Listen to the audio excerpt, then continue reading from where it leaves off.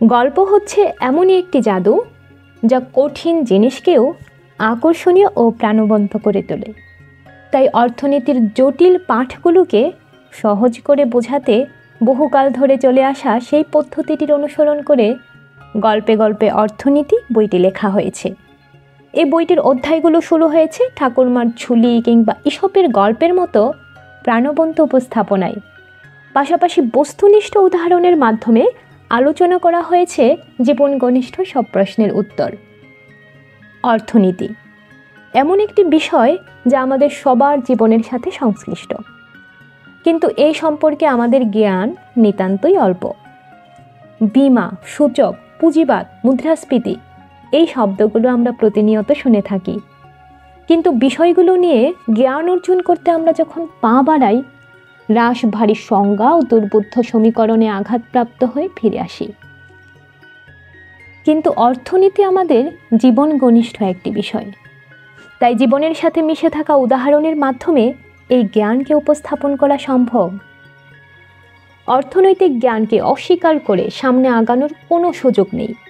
আমরা সবাই অর্থনীতিবিদ হব না, এই কথাটি যেমন সত্য, ঠিক তেমনি এই কথাটিও সত্য যে জীবনে চলার জন্য প্রয়োজনীয় অর্থনৈতিক জ্ঞান সবারই থাকা প্রয়োজন। আপনার সেই প্রয়োজনটি আনন্দের সাথে পূরণ করতেই লেখা হয়েছে এই বইটি।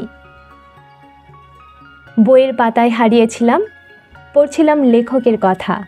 বইয়ের নাম গল্পে গল্পে অর্থনীতি। হ্যাঁ, গল্পের ভেতর দিয়ে সহজ কথায় অর্থনীতির জটিল সমীকরণ বুঝিয়ে দেয়া এক অসাধারণ যাত্রা। আর এই যাত্রার সঙ্গী লেখক মুহাইমিন পাটোয়ারি, আর আমি আছি আপনাদের সাথে আফরানা শান্তা। তাহলে চলুন গল্পে গল্পে আমরা একসাথে খুঁজে বের করি অর্থনীতির আসল গল্প, যেখানে গল্পের মাধ্যমে প্রথমেই পুঁজিবাজার সম্পর্কে বোঝার চেষ্টা করব।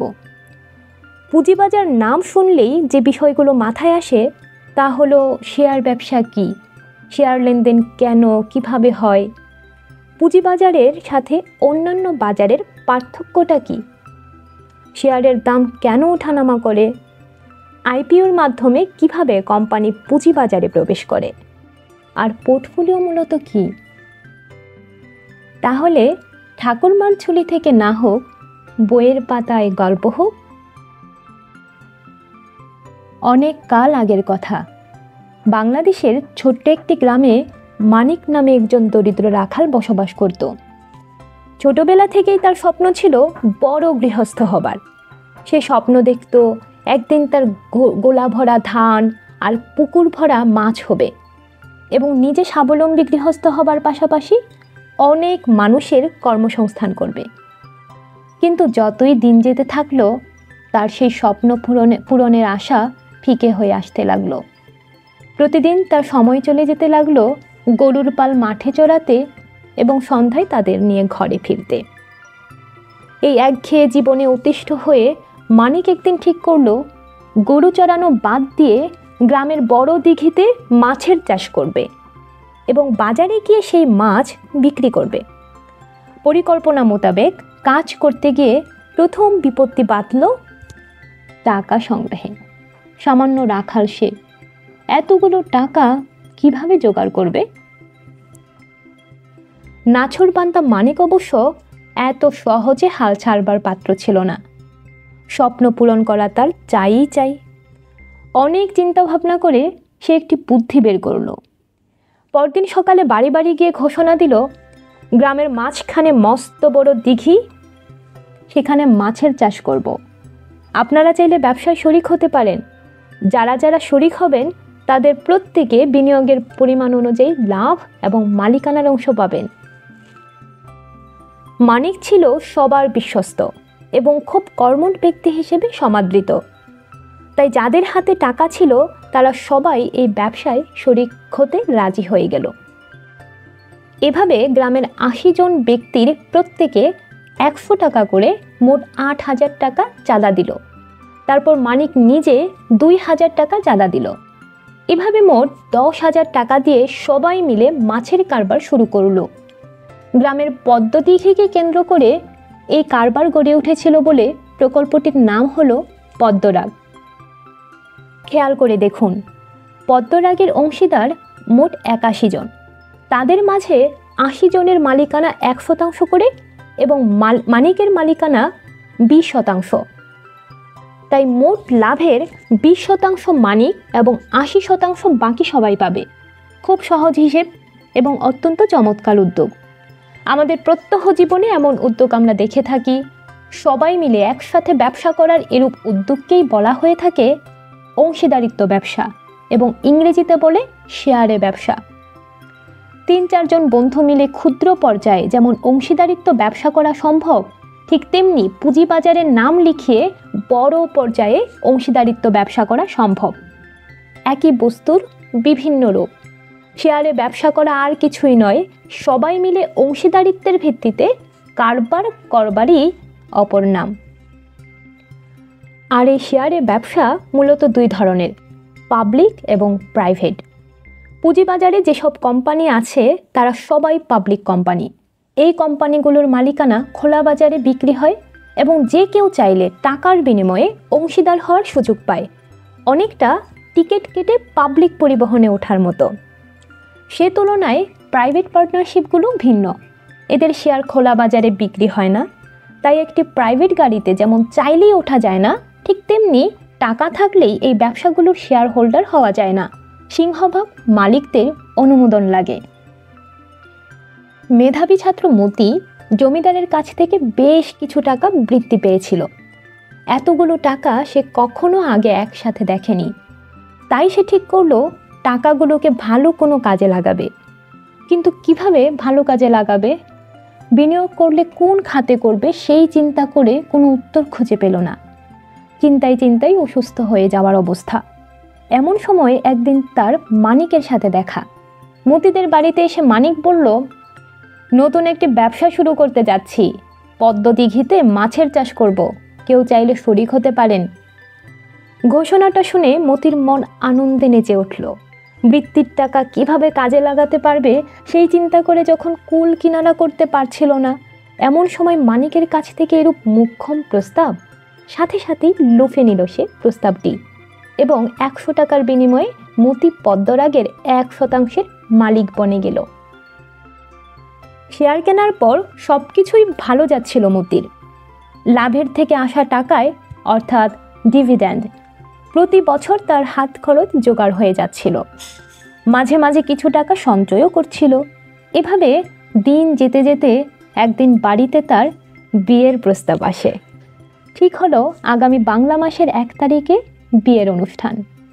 মতির বিয়ে উপলক্ষে পাড়াপড়শির আনন্দে ঘুম নেই, কিন্তু এদিকে তার চিন্তার শেষ নেই। সব টাকা আটকে আছে মানিকের ব্যবসায়। কিভাবে বিয়ের খরচ জোগাবে সে? অনেক চিন্তা করে মতি একটি বুদ্ধি বের করলো। পরদিন তার ধনাঢ্য জ্যাঠাতো বোন রূপার কাছে গিয়ে মতি বলল, বুবু, সামনের মাসে তো বাড়িতে অনুষ্ঠান, অনেক খরচপাতি আছে, বাবার হাতে আগের মতো টাকা পয়সা নেই।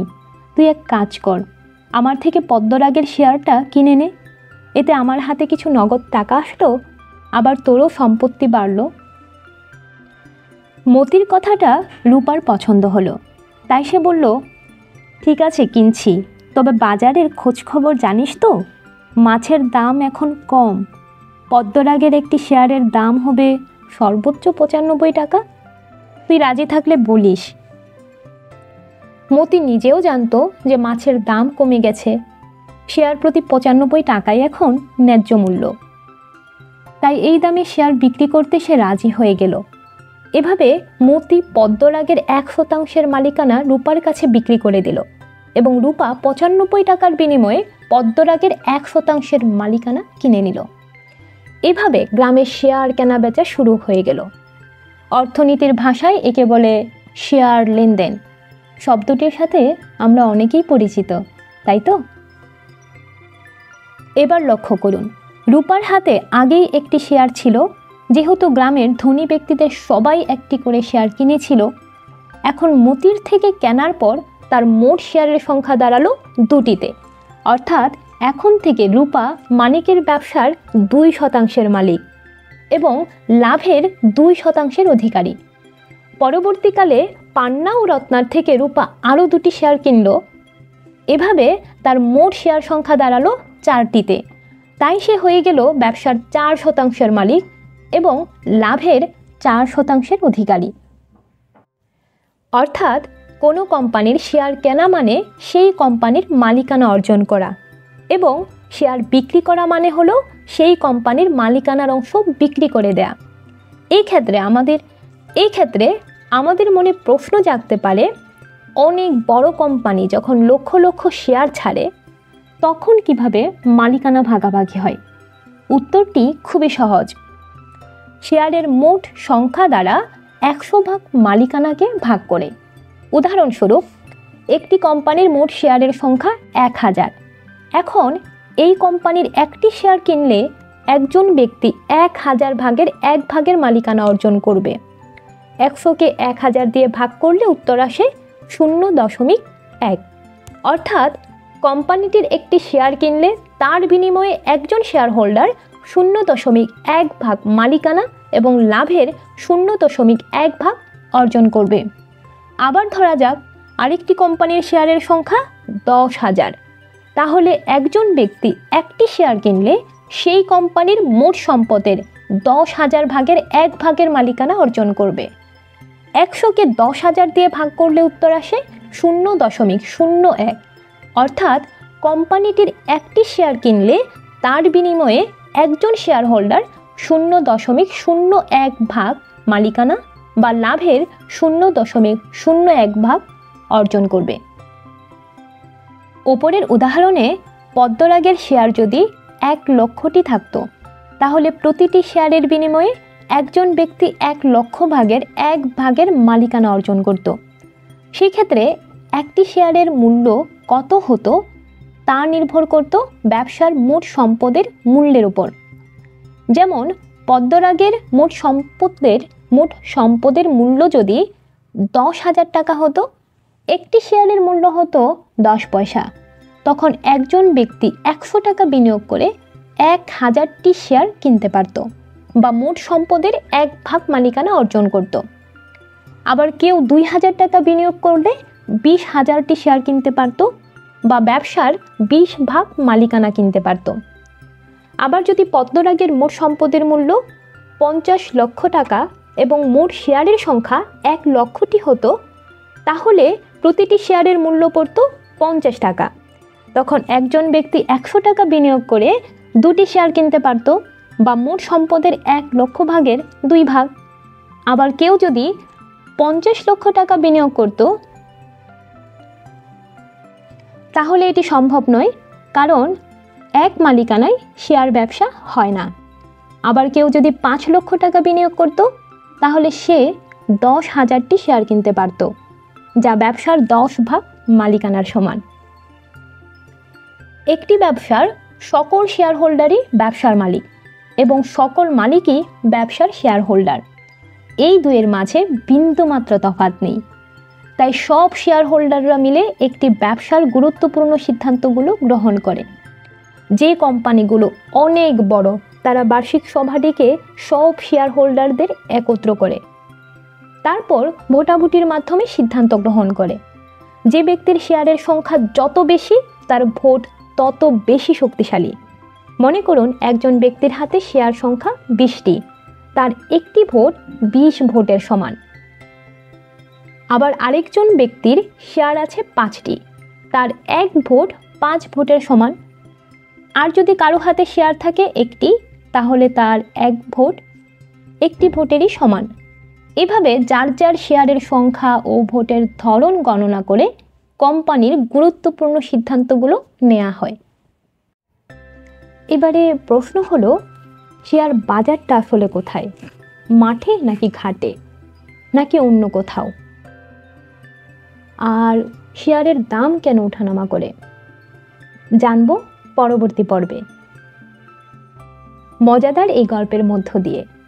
সে পর্যন্ত সুস্থ থাকুন,